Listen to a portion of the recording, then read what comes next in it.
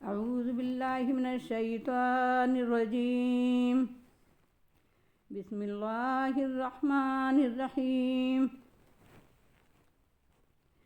یا ایہا الذین آمنوا اذا قمتم الى الصلاة فاغسلوا وجوہکم وایدیکم الى المرافق وامسحوا برؤوسکم وارجلکم الى الکعبین وَإِن كُنتُمْ جُنُبًا فَاطَّهِرُوا وَإِن كُنتُمْ مَرْضَىٰ أَوْ عَلَىٰ سَفَرٍ أَوْ جَاءَ أَحَدٌ مِّنكُم مِّنَ الْغَائِطِ أَوْ لَامَسْتُمُ النِّسَاءَ فَلَمْ تَجِدُوا مَاءً فَتَيَمَّمُوا صَعِيدًا طَيِّبًا فَامْسَحُوا بِوُجُوهِكُمْ وَأَيْدِيكُم مِّنْهُ ما يريد الله ليجعل عليكم من حرج ولكن يريد ليطهركم وليتم نعمته عليكم لعلكم تشكرون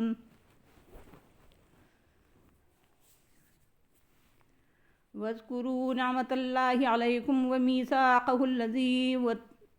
وثقكم به إذ قلتم سمعنا وأطعنا واتقوا الله ان اللہ علیم بذات الصدور یا ایہا الذین آمنوا کونوا قوامین للہ شہداء بالقسط ولا یجرمنکم شنآن قوم علی الا تعدلوا اعدلوا هو اقرب للتقوى واتقوا اللہ ان اللہ خبیر بما تعملون وعد الله الذين آمنوا وعملوا الصالحات لهم مغفرة أجر عظيم والذين كفروا وكذبوا بآياتنا أولئك أصحاب الجحيم يا أيها الذين آمنوا اذكروا نعمة الله عليكم إذ هم قوم أن يبسطوا إليكم أيديهم فكف أيديهم عنكم واتقوا اللہ وعلی اللہ فلیتوکل المؤمنون اے ایمان والو، جب تم نماز کے لیے اٹھو تو اپنے چہروں کو اور کوہنیوں سمیت اپنے ہاتھوں کو دھو لیا کرو اور اپنے سروں پر مسح کر لیا کرو اور ٹخنوں سمیت پیروں کو دھو لیا کرو، اور اگر تم بے غسلی کی حالت میں ہو جاؤ تو خوب اچھی طرح طہارت حاصل کر لیا کرو، یعنی وضو اور غسل دونوں کر لیا کرو، اور اگر تم بیمار ہو یا سفر پر ہو یا تم میں سے کوئی حاجت سے فارغ ہو کر آیا ہو، تم نے عورتوں سے معاشرت کی ہو اور تمہیں پانی میسر نہ ہو تو پاک مٹی کا قصد کرو، تو مسح کر لو اپنے چہروں کا اور اپنے ہاتھوں کا۔ اس سے اللہ تم پر تنگی نہیں کرنا چاہتا بلکہ تم کو خوب اچھی طرح پاک کرنا چاہتا ہے اور تم پر اپنی نعمت پوری کرنا چاہتا ہے، شاید کہ تم شکر گزار بنو اور اپنے اوپر اللہ کے احسان کو اور اس کے اس میثاق کو یاد کرو جو اس نے تم سے مضبوط باندھا ہے، جب کہ تم نے کہا ہم نے سنا اور ہم نے اطاعت کی، اور اللہ سے ڈرو، یقیناً اللہ سینوں کے اندر کے جذبات کو جاننے والا ہے۔ اے ایمان والو، اللہ کا دامن مضبوطی سے تھامنے والے بن جاؤ، عدل و انصاف کی شہادت دینے والے بن جاؤ، اور کسی قوم کی دشمنی تم اس بات پر آمادہ نہ کرے کہ تم انصاف پر قائم نہ رہو۔ انصاف کرو کیونکہ وہ تقویٰ سے زیادہ قریب ہے، اور اللہ سے ڈرتے رہو، یقیناً اللہ تعالیٰ باخبر ہے اس سے جو کچھ تم کرتے ہو۔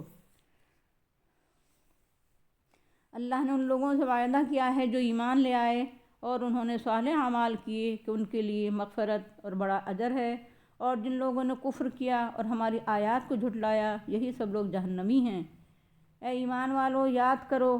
اپنے اوپر اللہ کے احسان کو، جب کہ قوم نے ارادہ کیا کہ تمہاری طرف ہاتھ بڑھائیں تو اس نے ان کے ہاتھوں کو تم سے روک دیا، اور اللہ سے ڈرو، اور اہل ایمان کو اللہ ہی پر بھروسہ کرنا چاہیے۔ یہ سورہ المائدہ کا دوسرا رکوع ہے جس کی تلاوت کی گئی اور ترجمہ پیش کیا گیا۔ آئیے اس میں غور و فکر کریں اور اس کی ہدایات اور احکام پر عمل کریں۔ ایمان سے ذہن و دماغ، دل و روح، نفس اور باطن کی طہارت اور پاکیزگی حاصل ہوتی ہے، اور عمل و اخلاق اور سیرت و کردار اور زندگی کی طہارت و پاکیزگی کی بنیاد پڑ جاتی ہے۔ چنانچہ ان 2 رکوعوں میں 5 بار اے ایمان والو کے الفاظ سے اس طرف متوجہ کیا گیا۔ قرآن کی نگاہ میں صرف باطنی، روحانی اور نفس کی طہارت کافی نہیں ہے، بلکہ جسمانی اور ظاہری طہارت بھی ضروری ہے، بلکہ اسلام تو لباس اور رہائش گاہ اور مقام عبادت کی طہارت کو بھی ضروری قرار دیتا ہے۔ اس لیے نفس کی طہارت کی طرف بار بار توجہ دلانے کے ساتھ ساتھ پہلے غذا کی طہارت کی طرف متوجہ کیا، حلال غذاؤں اور حرام غذاؤں سے آگاہ کیا تاکہ جسم حرام غذا سے پروان نہ چڑھے، بلکہ آدمی کے رگوں میں جو خون دوڑے وہ حلال غذا سے پیدا ہوا ہو۔ عائلی اور ازدواجی زندگی کی طہارت اور پاکیزگی کی طرف بھی متوجہ کیا گیا۔ اور اب اس دوسرے رکوع میں جسم کی ظاہری طہارت کی طرف متوجہ کیا گیا ہے۔ طہارت حاصل کرنے کے تینوں ذرائعوں کی طرف اشارہ کیا گیا۔ وضو، غسل اور تیمم تینوں کا احکام و مسائل بیان کیے تاکہ جسمانی غذا کا فضلہ خارج ہونے سے جو ناپاکی لاحق ہوتی ہے یا ازدواجی عمل سے جو ناپاکی لاحق ہوتی ہے، ہر ایک سے طہارت حاصل کرنے کا طریقہ معلوم ہو جائے۔ پہلی بات اس رکوع میں یہ سامنے آ رہی ہے کہ جسم کی ظاہری طہارت جو وضو، غسل یا تیمم کے ذریعے حاصل ہوتی ہے، وہ براہ راست نفس، ذہن اور قلب اور روح کی طہارت یعنی ایمان کا تقاضا ہے۔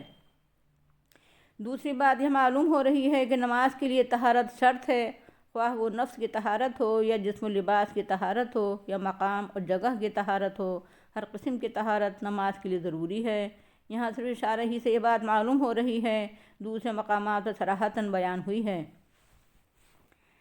تیسری بات یہ معلوم ہوئی کہ جب بھی آدمی نماز کا ارادہ کرے تو اسے طہارت حاصل کر لینا چاہیے۔ نماز خواہ نفل اور مستحب ہو یا سنت اور واجب ہو یا فرض ہو، بہرحال ہر نماز کے لیے طہارت ضروری اور فرض ہے۔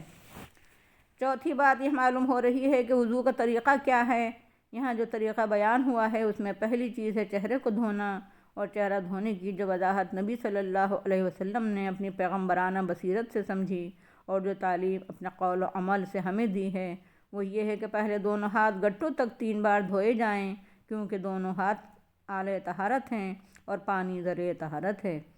اس لیے کامن سینس اور عقل عام سے بات ظاہر ہے کہ آلۂ طہارت اور ذریعہ طہارت دونوں کا پاک ہونا ضروری ہے۔ دونوں ہاتھ 3 بار دھونے کے بعد 3 بار غرارہ یا روزہ ہو تو کلی کی جائے، اور 3 ہی بار سیدھے ہاتھ سے ناک کے نرم حصے تک پانی پہنچایا جائے، اور بائیں ہاتھ کی چھوٹی انگلی سے ناک صاف کی جائے۔ کانوں کے اندرونی اور بیرونی حصوں کا مسح بھی آپ صلی اللہ علیہ وسلم سے ثابت ہے۔ یہ بھی آپ صلی اللہ علیہ وسلم نے قرآن ہی سے اخذ کیا ہے، کیونکہ کان بھی منہ اور ناک کی طرح چہرے ہی کا حصہ ہیں۔ چہرہ دھونے کی حد نبی صلی اللہ علیہ وسلم سے ثابت ہے، وہ یہ ہے کہ ایک کان کی لو سے دوسرے کان کی لو تک اور اوپر پیشانی کے بالوں سے تھوڑی کے نیچے تک چہرہ دھویا جائے۔ دوسری بات، چہرہ دھونے کے بعد دونوں ہاتھ کوہنیوں تک یا کوہنیوں سمیت دھونے کا حکم ہے۔ تیسری چیز سر کا مسح ہے، اور چوتھی چیز پیروں کو ٹخنوں سمیت دھونا ہے۔ وضو میں یہی 4 چیزیں فرض ہیں، یعنی چہرہ دھونا، دونوں ہاتھ کوہنیوں سمیت دھونا، سر کا مسح کرنا اور دونوں پیر ٹخنوں سمیت دھونا۔ اور چونکہ اللہ نے صرف قرآن ہی نہیں اتارا ہے بلکہ صاحب قرآن کو بھی مبعوث فرمایا ہے، اس لیے ہمیں مسنون طریقے ہی سے وضو کرنا چاہیے۔ پانچویں بات یہ ہے کہ غسل کرنا فرض ہے، مگر یہاں غسل کا طریقہ نہیں بتایا گیا ہے، بلکہ اشارے اشارے میں اس کی فرضیت بیان کر دی گئی ہے۔ یعنی آدمی اپنی بیوی سے ملے یا سوتے میں مادہ منوی خارج ہو گیا ہو تو غسل فرض ہو جاتا ہے۔ چھٹی چیز یہ بتائی گئی کہ اگر وضو یا غسل فرض ہو جائے اور سفر کی وجہ سے یا کسی وجہ سے پانی میسر نہ ہو، یا ایسا مرض ہو جس میں پانی استعمال کرنا سخت مضر ہو، تو تیمم کر لینا چاہیے۔ یہاں جن صورتوں میں تیمم کی اجازت دی گئی ہے وہ یہ ہے: آدمی کی بیماری ہو اور پانی استعمال کرنا مضر ہو، آدمی سفر میں ہو اور پانی ملنا دشوار ہو، آدمی ضرورت سے فارغ ہوا ہو اور اسے وضو کرنا ہو، آدمی نے مباشرت کی ہو اور اس پر غسل فرض ہو۔ ساتویں بات یہ ہے کہ تیمم کا طریقہ بتایا گیا ہے، اور وہ یہ ہے کہ پاک مٹی کا قصد اور ارادہ کرو۔ ارادہ کرنے کی عملی توضیح جو نبی صلی اللہ علیہ وسلم سے ثابت ہے وہ یہ ہے کہ دونوں ہاتھوں کا پاک مٹی پر یا اس چیز پر جو مٹی کی جنس سے ہو اور مٹی کا حکم رکھتی ہو، دونوں ہاتھ کھول کر مارے جائیں۔ پہلی بار مٹی پر ہاتھ مار کر چہرہ کا مسح کر لیا جائے، دوسری بار مٹی پر ہاتھ مار کر دونوں ہاتھوں پر کوہنیوں سمیت پھیر لیا جائے۔ واضح رہے کہ قصد اور ارادہ کرو کہ الفاظ سے باریک بین فقہا نے تیمم میں نیت کو فرض قرار دیا ہے۔ اسلامی شریعت انسانی زندگی کو مصیبت اور مشقت میں ڈالنا اور فسق میں مبتلا کرنا نہیں چاہتی، بلکہ انسانوں کے نفس اور باطن کو اور ان کے جسم اور ظاہر کو، حتیٰ کہ ان کی غذا اور لباس اور رہائش گاہ اور اسباب زیست، ہر ایک کو پاک کرنا، پاک رکھنا اور پاک دیکھنا چاہتی ہے۔ اور اللہ تعالیٰ اپنے بندوں پر اپنی شریعت اور ہدایت کے ذریعے اپنی نعمتوں کی تکمیل کرنا چاہتا ہے، اور اللہ تعالیٰ یہ چاہتا ہے کہ اس کے بندے ایمان کی نعمت، حلال غذا کی نعمت اور طہارت کے احکام و مسائل کی نعمت، نفس و روح، جسم و لباس اور غذا و مقام، ہر ایک کی طہارت کی تعلیم کی نعمت کا شکر ادا کریں اور شکر گزار بندے بن کر رہیں۔ اور ظاہر ہے کہ شکر صرف زبان سے نہیں ہوتا، بلکہ ذہن و دماغ، قلب و روح، زبان اور دہن اور اعمال و اخلاق ہر ایک سے ادا کیا جاتا ہے، تبھی آدمی شکر گزار بنتا ہے۔ شکر ادا کرنے کے لیے اور شکر گزار بندہ بن کر رہنے کے لیے احسانات اور نوازشوں، نعمتوں اور کرم فرمائیوں کو یاد کرنا ضروری ہے۔ اس سے جذبہ شکر پیدا ہوتا ہے، اور اللہ کا سب سے بڑا کرم اور سب سے بڑی نعمت اس کا دین اور ہدایت اور اس کی شریعت ہے۔ اس نعمت عظمیٰ کی طرف توجہ دلائی کہ اپنے اوپر میری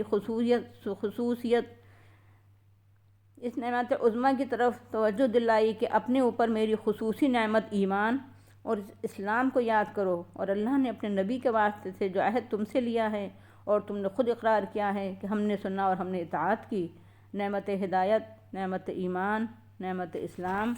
اور نعمت عہد و اقرار پر قائم رہو اور اس کے تقاضے پورے کرتے رہو، کیونکہ یہ عہد تم سے اللہ نے لیا ہے اور مضبوط باندھا ہے۔ اور اللہ سے ڈرتے رہو، کہیں عہد کی خلاف ورزی مت کر بیٹھنا، کیونکہ اللہ ان جذبات، ارادوں، رازوں اور نیتوں کو بھی جانتا ہے جو سینوں میں چھپے ہوتے ہیں۔ جس طرح ایمان کا تقاضا اور مطالبہ یہ تھا کہ اہل ایمان طہارت نفس، طہارت غذا اور طہارت ازواج اور طہارت بدن کا اہتمام کریں، اسی طرح ایمان ہی کا یہ بھی تقاضا اور مطالبہ ہے کہ سوسائٹی اور سماج کو درست اور سیدھا رکھنے کے لیے، افراد کی تعمیر سیرت کے لیے، معاشرے کی اصلاح، سماج سدھار کے لیے اور ویلفیئر اسٹیٹ قائم کرنے کے لیے ہر فرد بشر اپنے کو فکر و عمل اور زندگی کے ہر پہلو میں درست رکھے اور راہ حق پر ثابت قدم رہے۔ معاشرہ اور سماج کو درست رکھنے کے لیے کمر کسے رہنا بھی ضروری ہے، اور سلطنت کو راہ راست پر قائم کرنے اور رکھنے کے لیے بھی مستعد اور ہر وقت تیار رہنا ضروری ہے، مگر اس کے لیے خدا سے تعلق کو مضبوط سے مضبوط رکھنا اور اس سے وابستگی بھی ضروری ہے۔ کوئی نظریہ اور نظام کتنا ہی اچھا اور مبنی برحق ہو، اسلام ہی کیوں نہ ہو، جب تک اس کو قائم کرنے والے نہ ہوں، قائم رکھنے والے نہ ہوں، خود اپنے اوپر اس کو قائم نہ کر سکیں، اپنے گھروں اور اپنی سوسائٹیوں پر قائم نہ کر سکیں، تب تک وہ نظریہ اور نظام قائم نہیں ہو سکتا۔ نظام حق قائم کرنے کے لیے اللہ سے صحیح اور مضبوط تعلق رکھنا بھی ضروری ہے۔ جس طرح ایمان کا تقاضا اور مطالبہ یہ ہے کہ اہل ایمان دین کو مضبوط تھامنے والے بنیں، اپنی زندگیوں کو اس کے مطابق ڈھالیں، اپنے معاشرے کو اس کے مطابق تعمیر کریں اور اسٹیٹ بھی اس کی بنیادوں پر قائم کریں، وہیں یہ بھی ضروری ہے کہ اہل ایمان عدل و انصاف پر قائم رہیں، اپنی انفرادی زندگیوں سے، اپنی عائلی زندگیوں سے، اپنی معاشرتی اور سماجی زندگیوں سے اور سیاست و اجتماعیت اور اقتدار کے ذرائع اور وسائل سے انصاف کا ثبوت دیں۔ عدل انفرادی اور عدل اجتماعی دونوں کو قائم کرنا اور اس کی شہادت دینا ایمان کا تقاضا ہے، حتیٰ کہ دشمنوں کی دشمنی اور مخالفوں کی مخالفت اور زیادتی کرنے والوں کی زیادتی اور ظلم و ستم کرنے والوں کا ظلم و ستم بھی تم کو عدل و انصاف سے نہ ہٹا سکے۔ امریکہ، UN اور اپنے اتحادیوں کے ذریعے عراق میں، ایران میں، بوسنیا میں، صومالیہ میں یا سیہونی اپنے ہتھ کنڈوں کے ذریعے فلسطین میں اور برہمن ازم کے علمبردار بھارت میں، اور تمام دنیا کا میڈیا اور ذرائع ابلاغ سورج کی روشنی میں اور دن دہاڑے مسلمانوں پر ظلم تباہ رکھے ہوئے ہے، وہ کسی دل نگاہ رکھنے والے سے پوشیدہ نہیں ہے۔ ان حالات میں بھی ہمیں قرآن یہی روشنی دیتا ہے کہ ہم عدل و انصاف پر نہ صرف خود قائم رہیں، بلکہ دنیا میں ہر جگہ عدل و انصاف قائم کرنے کی کوشش کریں۔ جہاں ہمیں اقتدار حاصل ہو، وہاں انتظامیہ، مقننہ اور عدلیہ کے ذریعے، اور اقتدار حاصل نہ ہو تو تمام ذرائع استعمال کر کے جو حاصل ہوں، اشاعت حق کے ذریعے اپنے برادران وطن کو اسلام کی دعوت دے کر اور دین حق کی تبلیغ کر کے عدل و انصاف قائم کرنے کی کوشش کریں۔ قرآن ہمیں عدل و انصاف پر قائم رہنے اور اسے قائم کرنے پر اس لیے آمادہ نہیں کرتا وہ ایک بہترین پالیسی ہے، بلکہ اس لیے عدل و قسط اور انصاف پر قائم رہنے اور اسے قائم کرنے کا پابند بناتا ہے۔ وہ تقویٰ کے عین مطابق ہے، خدا ترسی کا عین تقاضا ہے، پرہیزگاری کا ذریعہ ہے، خوف خدا اور خیال آخرت کا مطالبہ ہے، بلکہ مختصر الفاظ میں ایمان کا مطالبہ اور تقاضا ہے۔ اس لیے آگے فرمایا اللہ سے ڈرو، یقیناً اللہ تعالیٰ تمہارے تمام اعمال و کارناموں سے باخبر ہیں۔ جو لوگ ایمان لے آئیں اور ایمان کے وسیع تقاضے پورے کریں جو نجی اور انفرادی زندگی سے لے کر عائلی زندگی تک، سماج، سوسائٹی اور اسٹیٹ تک پھیلے ہوئے ہوں، عدل انفرادی سے لے کر عدل اجتماعی تک وسیع رہیں، دوستوں سے لے کر دشمنوں تک دراز رہیں، اپنوں سے لے کر بیگانوں تک پہنچے ہوئے ہیں، اور تمام دنیا کے مسلمان افراد پر، مسلمان معاشروں پر اور مسلمان حکومتوں پر عائد ہیں، ایسے تمام اہل ایمان سے اللہ نے مغفرت اور اجر عظیم کا وعدہ کیا ہے، اور اللہ کے وعدے سے زیادہ اور کس کا وعدہ سچا ہو سکتا ہے۔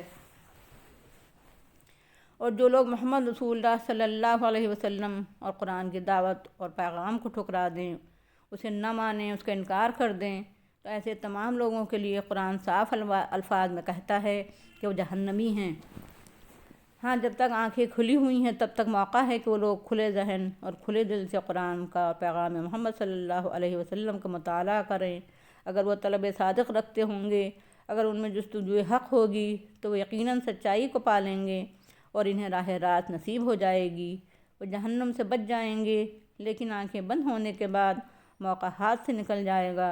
پھر وہ ہمیشہ کے لیے دوزخی رہیں گے، کیونکہ اللہ کی نشانیوں کو جھٹلانا کوئی معمولی جرم نہیں ہے۔ اللہ کی نشانیاں جو آفاق میں ہیں، جو انفس میں ہیں، جو اللہ کی کتاب میں ہیں، ان کو جھٹلانا بڑا جرم ہے۔ محمد رسول اللہ صلی اللہ علیہ وسلم کے دشمنوں نے، قرآنی فکر عمل اور اسلامی نظریے و نظام کے دشمنوں نے اور مسلمانوں کے دشمنوں نے سازش کی تھی کہ محمد صلی اللہ علیہ وسلم اور آپ صلی اللہ علیہ وسلم کے خاص صحابہ کو کھانے کی دعوت پر بلا کر انہیں قتل کر دیا جائے، لیکن یہودیوں کی اس سازش سے اللہ تعالیٰ نے اپنے رسول کو آگاہ کر دیا اور آپ صلی اللہ علیہ وسلم نے پروگرام ملتوی کر دیا۔ اس طرح ان کی سازش ناکام ہو گئی۔ اسی طرح اشارہ کرتے ہوئے فرمایا، مسلمانوں، تمہارے ایمان کا تقاضا ہے کہ اللہ کے اس احسان اور کرم کو یاد کرو جو اس نے تم پر کیا۔ تمہارے دشمنوں نے تم پر دست درازی کی سازش کی تھی، مگر اللہ نے ان کے ہاتھوں کو تم تک پہنچنے سے روک دیا، اور اللہ سے ڈرتے رہو، یعنی ان کی شرارت اور سازش کا انتقام لینے کے لیے